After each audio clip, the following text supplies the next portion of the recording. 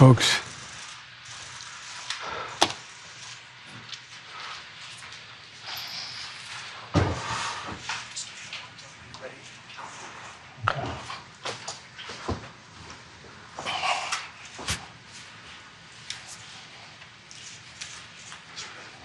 We're ready.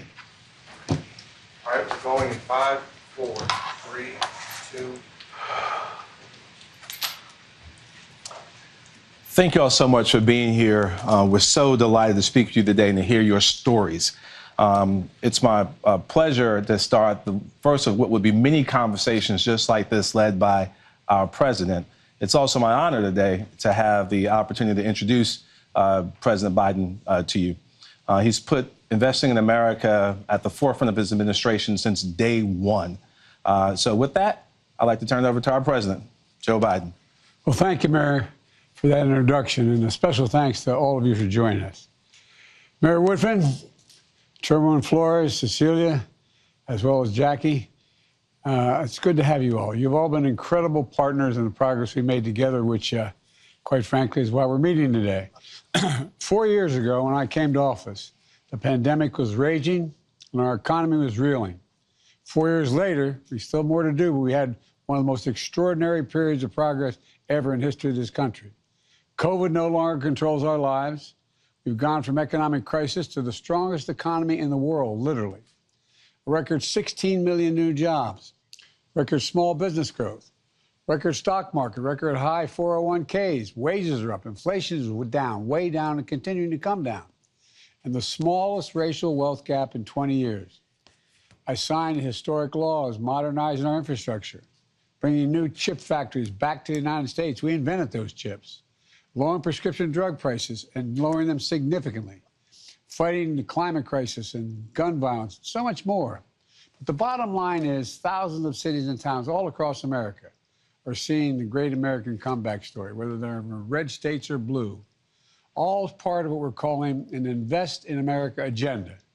It's about seeking my commitment, speaking to the commitment I made as president, to be president for all Americans, whether you voted for me or not, whether you're in a red state or a blue state. And it's what's being highlighted. We're doing that today to highlight and show we're just getting started. In the weeks ahead, I'll talk with Americans all across the country about the progress we're seeing in their communities. Roads and bridges being built, lead pipes being removed from homes and schools, seniors saving significant money on prescription drug prices. And through the Investing in America agenda, we planted the seeds for a better future, and now those seeds are finally beginning to sprout. As a result, we're on the cusp of incredible progress and prosperity for the decade to come. That's why we're going to talk what we're going to talk about today. The story is about people whose lives are better in the future that we can be proud of. We're proving, once again, what I've always believed. We're the only nation in the world that's come out of every crisis we faced stronger than when we entered that crisis. We just have to remember who we are. We're the United States of America. And nothing's beyond our capacity when we do it together.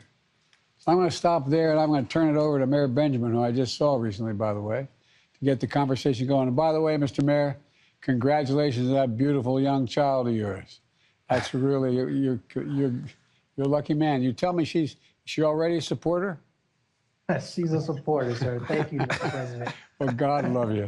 But really, God love your wife. Yes, sir. At any rate, fire away. Go ahead, Randall. Mayor Whitfin, go ahead. Why don't you share with us your Birmingham story? Well, listen, first, would say we're very, very thankful to you, Mr. President, and your entire administration, which has allowed us as a city and a government to truly focus on putting people first. You know, over the last 4 years, as you stated, there has been an upswing. For us, wages, income, and employment have been on the rise in Birmingham. The average income has increased by more than $10,000, and we've exceeded pre-pandemic employment by over 17,000 jobs. So Birmingham is seeing job creation. We're seeing growth in innovative industries and opportunity.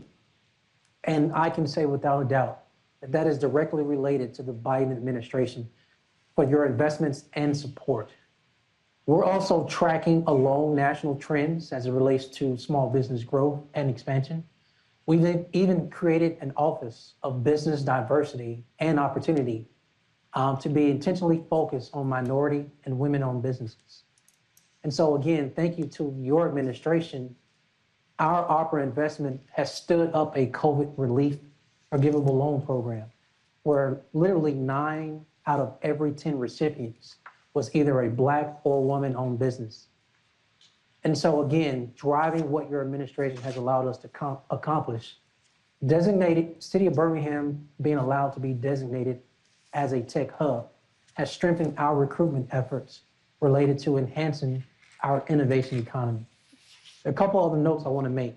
One is that as part of your administration's Good Job Challenge, we are training and placing up to 1,000 residents in healthcare careers. In addition to that, as the state of Alabama is the epicenter of the automotive industry, we're seeing a boost because of your Inflation Reduction Act. And because of those same investments in electric and batteries, in 2023, Alabama became the #1 exporter of motor vehicles in the U.S., which we shipped more than $11 billion in automobiles. These investments, Mr. President, helped us train workers right here in the city limits of Birmingham for more advanced manufacturing jobs. So it doesn't matter through small businesses, clean energy, advanced manufacturing, and healthcare. Our residents see more and more that they don't have to leave their hometown, their city limits, to get a good job because they can get one right here. And for us, in closing, that really means that the people of Birmingham are excited for a brighter future, excited to see themselves in it, their families, and for us, a great city. So we truly thank you. Well, Mayor, tell me, up in North Birmingham, which is, I think, primarily a minority community, what are you doing up there to revitalize things? So North Birmingham, first of all, it's kind of personal to me. I actually spent my first 11 years of life living in North Birmingham and went to North Birmingham Elementary. But this area has been historically disadvantaged. It is 100% minority Black. We're talking about low employment, as well as few resources for its residents. And so we were so excited to receive a $20 million grant as part of the Distressed Area Recompete Pilot Program for this area. And so in this North Birmingham footprint, it is going to allow us to catalyze economic growth. We call it Reinvest Birmingham. This initiative, a little bit more detail, will allow us to rebuild something that's so important to all communities, our North Birmingham Library. And at this actual place, it affords us to create opportunity for learning and careers, as well as seeing a new workforce training site connected to this library for investments in entrepreneurship. And my favorite part, because it's part of the national conversation, is a child care facility. All right. So that's it, Mr. President. It's a game changer for us. Well, I'll tell you what, I can see Frederick Douglass' book behind you. He's proud of you right now, and your library. Well, look, Yes, sir. boss. Sure. So thank you so much, Mayor Woodfin, for your leadership. Now I have a chance to call on Ms. Jackie Trapp from Muskego, Wisconsin, to share her story with the president. Thank you, Mr. Mayor and Mr. President. I'm Jackie Trapp, a former social studies teacher turned family caregiver. And in 2015, I was diagnosed with an incurable cancer, multiple myeloma. Both the cancer and the chemotherapy caused blood clots, heart attacks, and strokes. So I'll likely be on the critical blood thinner Xarelto for the rest of my life. The new negotiated price of Xarelto, because of the Inflation Reduction Act, is a tremendous win for countless patients like me who rely on this previously cost-prohibitive medication to live. Prior to the Inflation Reduction Act, my out-of-pocket drug costs ranged from $15,000 to over $21,000 a year, every year for 9 years. My energy to fight my cancer was diverted to finding ways to fund my prescriptions. It became my latest occupation, really. Excuse me. But on New Year's Day, when everybody was ringing in the new year, I actually celebrated my first fill of prescriptions, knowing that the $3,300 I paid was going to be my total for the year. In 2025, that caps drops to $2,000, and I won't have to come up with tens of thousands of dollars every year anymore for my medication. Before the Inflation Reduction Act, my husband and I used our savings. I navigated grants, took out home loans, we sold vehicles, and we sold furnishings and cut out all but the essentials just to meet my co-pays. Ordinary things like dinner out, catching a movie, or exchanging gifts had pretty much ceased. And I thought no one would ever take on Big Pharma, as they held patients like me hostage with monopolies over my essential drugs. So I cannot overstate my gratitude for this law, especially to you, President Biden. Thank you so, so much for looking out for patients like me. I have one important question. What's your dog's name? My dog is Jake. Jake. Well, I tell Jake you the what, dog. look, you know, I want people to understand that I've been having this run-in with Big Pharma for a long time. We finally beat them. And the Xarelto we're taking used to cost $517. It's now $197 for people on Medicare. And the idea that you were paying as much, I mean, the Inflation Reduction Act, $2,000 out of pocket annual cap for Medicare prescription drugs. And it's got to be a life changer. You know, the mental impact of having to figure, if I don't take these drugs, my life is literally at stake, and having to figure out how in God's name can we get the money to do it? I'm so proud of you. Presumptuous of me to say that. I've never met you personally, but I really am. I'm proud as hell of you. You're just a real fighter, and you look great. I hope you feel as good as you look. Well, I am so grateful. I can't even overstate that. Really, thank you. This opportunity to thank you means quite a bit to me. Well, all of you got to come to the. I'm not going to be in the White House much longer, but you got to come and see me. I want to see you all. Well, Mr. Mayor, we'll figure that out, boss. We'll figure that out. Thank you so much for your courage, Ms. Trapp, and you keep on fighting. Now I have the honor of calling on Chairwoman Amelia Flores to share her story. Madam Chair. Kuch Kamadu, Mr. President. It's an honor to be here with you today. My name is Amelia Flores, and I'm the chairwoman of the Colorado River Indian Tribes, also known as CRIT, and I'm very proud to be the first woman elected to lead our tribe. We broke the glass ceiling on December 5th, 2020. And I've seen firsthand how poor infrastructure, be it water, schools, broadband, our roads, has impacted my tribe. For an example, during my first few months on the job, our tribal utility director came to me with some bad news. We needed a new well, and I knew our tribal budget was already taxed to the breaking point. And there was no way we could have pulled this off until you passed the ARPA and bipartisan infrastructure law. ARPA helped us fix the broken well, and BIL provided more than $7 million to build new wells and improve our distribution system. Phase 1 is completed. The well is once again serving 1,850 homes and businesses. And when we complete Phase 2, the new well and distribution system will be able to deliver safe and reliable water to more than 1,000 additional homes and businesses in our community. This project will allow us to address the housing shortage on our reservation. That means more families can live together on our tribal land. It helps our businesses and our economy grow.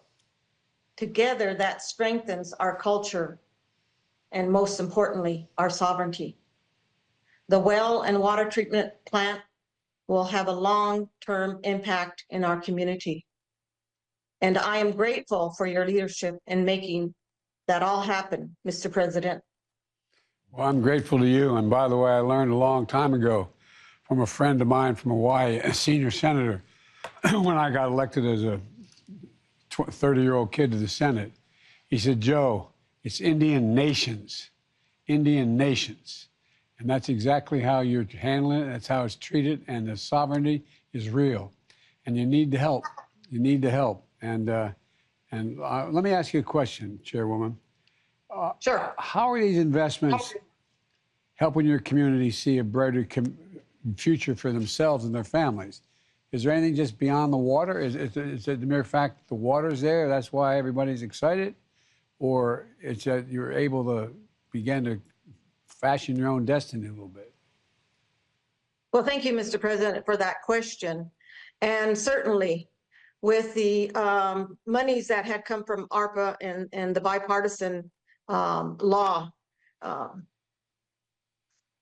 it allows for more people to return back to the reservation, because many of our tribal members leave the reservation to find work. And when they leave, they oftentimes take their families with them. And then eventually 20, 30 years after, they want to come back home. And that's hard because we don't have the housing or the infrastructure for them to come back. And we haven't been able to do that for them. So with this project, with the new wells and upcoming water treatment system, we will have cleaner and safer water. We now have the infrastructure we need to build for housing for our people, and we can build up our community. We'll have more families here, and that really changes things up for us and gives us hope. And yes, we're the tribes with the water. We have senior water rights on the lower Colorado River Basin. And we have the largest water right. Thank you.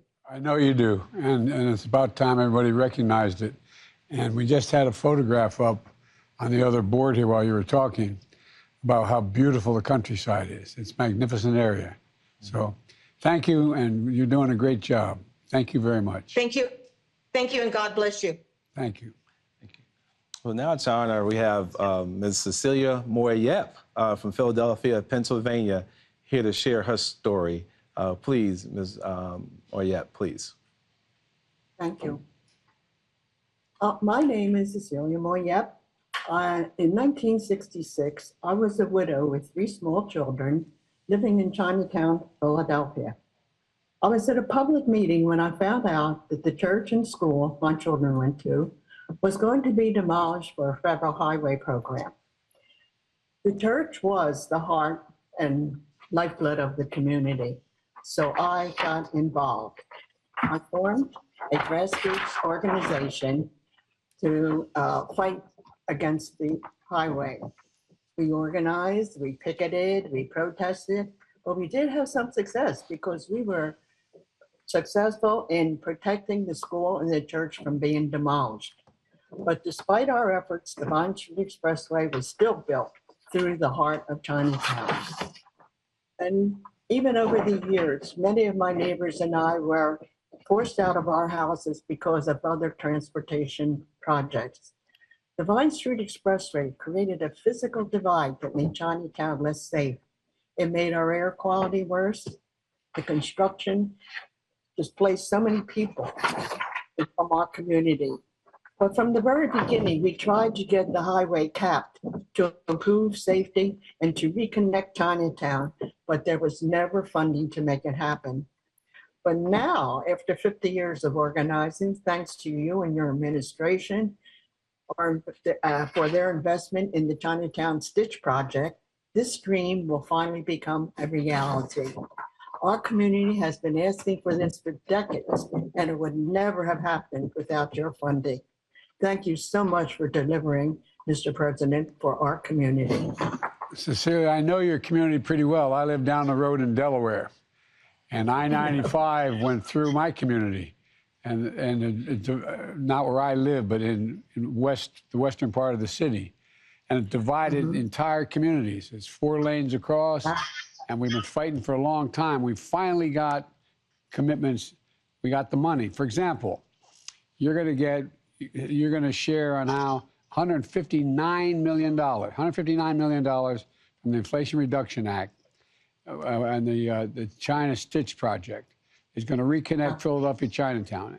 which was divided in construction back in the 60s with the Vine Street Expressway. That project will cover 2.5 blocks of expressway with public green space, achieving the goal you've been fighting for nearly 60 years. I know you're only 62 years old, but you've been fighting a long time. I wish. The Department of Transportation experts are signed a grant agreement in January. The project's going to take a while to get done, but we expect it to begin full-blown in 2028 and be completed in early 31. So it's going to take a little time, but it's going to be complete. It's going to be done. The money is there. And I'm still alive to see it. you'll be alive. God love you. Yeah, it's something the community has wanted for a long, long time. And this will give our community, families and children, the peace of mind knowing that people can be safe going to school and to work. It means a lot to know that the federal government listened to us and is helping us to build a brighter future for families right here in Chinatown. Thank you, Mr. President. All over the country we're doing this. And by the way, there's a photograph of you with the shovel in your hand up on the board here and a hard hat on, celebrating the turn of the spade to this getting going. Now, what I don't want you to do, I don't want you working beyond 5 o'clock at night, though, okay? You got to promise me you'll be home. That's hard because when you're doing community work, it's always at night. That's true. God love you. Cecilia, I'm so proud of you. I really am so proud of you. Presumptuous of me to say that, but I am. Well, thank you all very much. All the families deserve to have things that we shared today, not just the four in the community. Peace of mind, having clean and safe water, affordable medicine, stay healthy, safe roads and bridges to connect communities rather than divide them, and so much more. All Americans deserve a future worthy of their dreams. And that future we're building today, and we're doing it, and we're able to afford to do it. Turning setbacks into comebacks, that's what America does. And I want to thank you for what you're doing. And I'm excited about sharing your investment stories with all of America. Seeing more of them in the weeks and months ahead to let people know we can do anything in America. We really can. And we can afford to do it. Instead of giving billion-dollar trillion-dollar tax cuts to the super wealthy, let them start paying their fair share. Let them make sure look, all people want in America is just a shot, just a chance, just to be treated fairly and equally. And that's what you all are doing. That's what you're all part of. And I hope I get to see you all in person one of these days. So thank you, thank you, thank you. God bless you all. Thank you. May God protect our troops.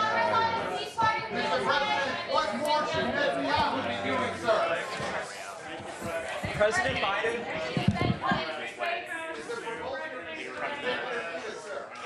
President Biden. Thank you so much for coming. We're coming this way. We're coming this way. How are you helping We're moving this way, guys. We gotta go out. We gotta get out of here. Emily, we're moving that way. We gotta go. We gotta start moving. Thank you so much. President Biden, do you support free IVF for parents? This way, guys. Thank you so much. We gotta go. Thank you. Free IVF for parents, do you support that proposal, President Biden? Thank you. Thank you. Thank you, Press. Thank you. Thank you. Mr. President, will high grocery prices decide the election, sir? We invite you to the briefing room, President Biden. Thank you so much for moving this.